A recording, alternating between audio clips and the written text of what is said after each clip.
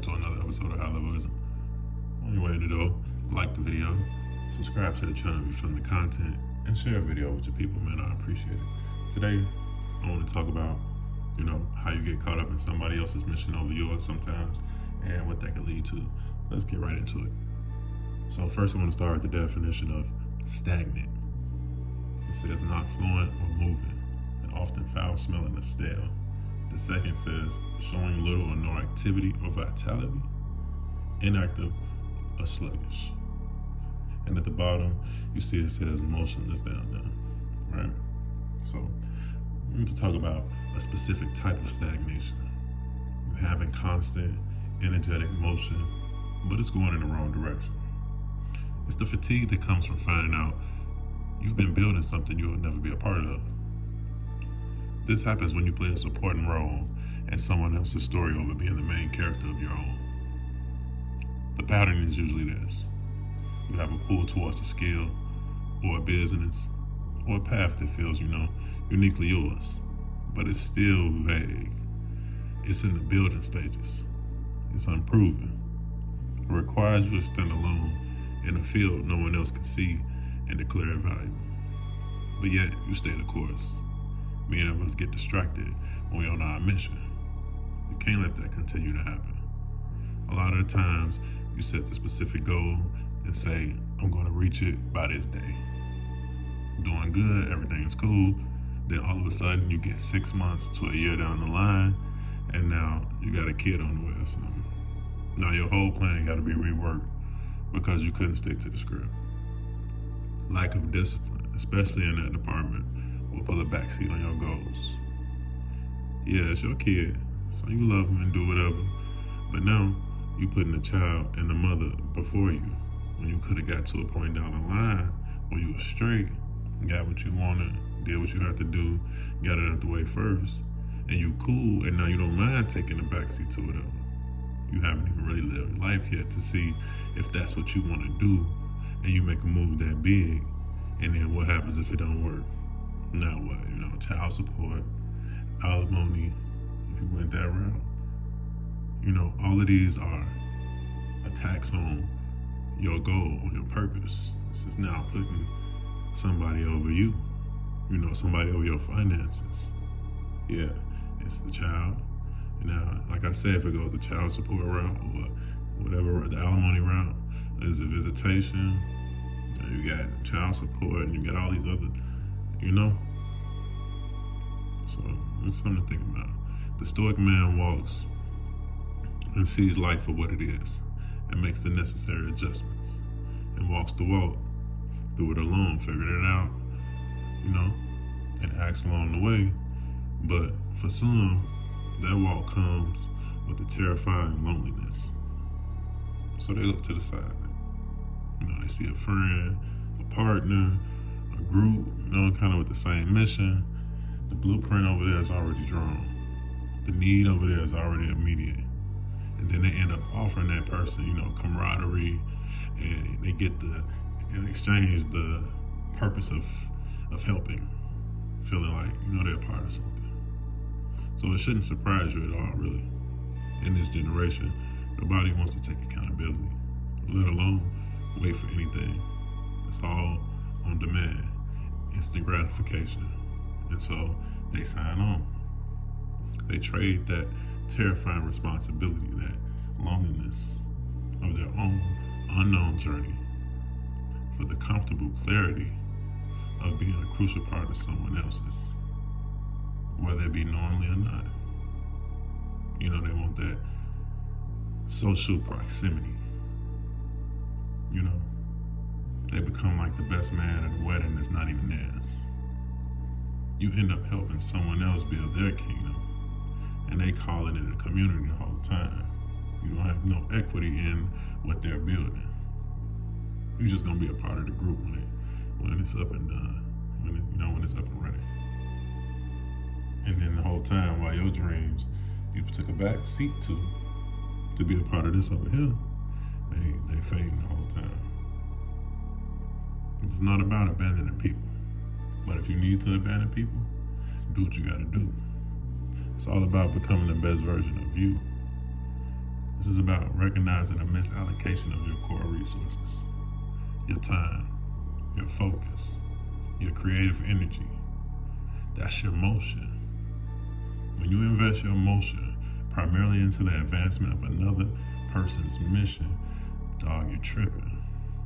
In the most practical terms, you're making their dream your highest financial priority. You funding someone else's startup with your mental or emotional or physical funds, while your own ideas never even get off the notebook stage. They never get off the page. It's just a brainstorm. It's just an idea you had. It's come and gone. Nobody never came to rally behind you. So why are you the first to rush to someone else and help what they got going on? What you get out of what you put into someone else's mission anyway. The return on that investment, like I said, it's not equity in their success. It's at best their gratitude. And at worst, your own resentment when you realize you financially and spiritually bankrupt. You feel like you got nothing left. You don't want yourself too thin. And now they moved on to the next chapter. They successful. They having things. They having their way. And, you just got used up. It was a part of the process. It was fun. The bottles was popping. Money was flowing. Everything was good. Now, that train that left the station, it's 6 months later, and you back to square one. Because now this next journey they on, they gotta go solo. They can't take you with them. But it was good looking though. The compulsion to do this is often disguised as being a real one, or as not being selfish. But we must reframe this. What is the greatest selfishness? To temporarily disappoint someone by saying, I can't do that for you. I'm building something over here as well. Or to fail everybody, including yourself, because you spread yourself so thin across other people's purpose that you never develop the force required to achieve your own. A man who does not build his own foundation cannot provide lasting shelter for anyone. He can only offer temporary space in the house that belongs to somebody else. Therefore, the first act of true strength is boundary building around your purpose. Ask yourself, is this task, this conversation, whatever this activity is it directly helping my objective? Whatever that is. If the answer is no, you must learn the power of giving people a respectful no.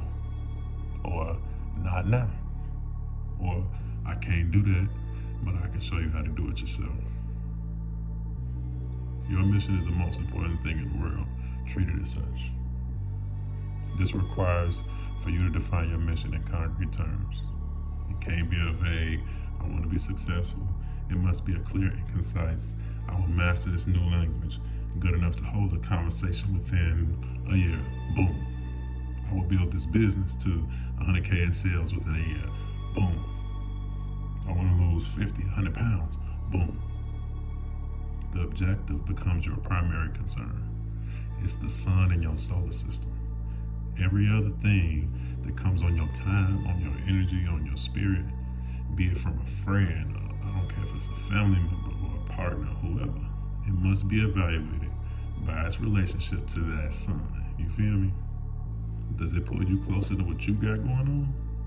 Or are they trying to pull you into their orbit, what they got going on over there? Supporting others is not out of the picture completely, but it's strategically scheduled. Less access to you.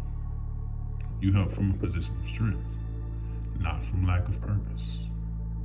You realize the most powerful way to elevate people is not always by being the shoulder to lean on, but becoming so strong, so competent, so financially and spiritually solid that you become a living example and a potential anchor point for their journey.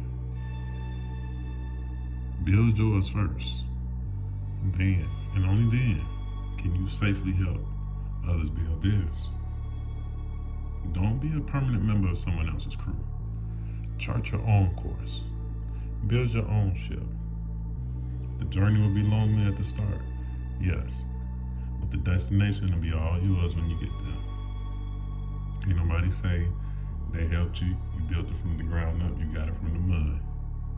And you will find that from that position, you can only offer help that is truly powerful because it's given freely from a place of abundance, not desperately or from a place of lack. It's your mission first, bro. So now how that's selfish? Well, it is being selfish, but for the betterment of you,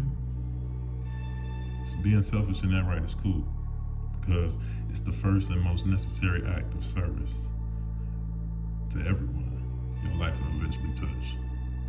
It's your boy, man. I'm out.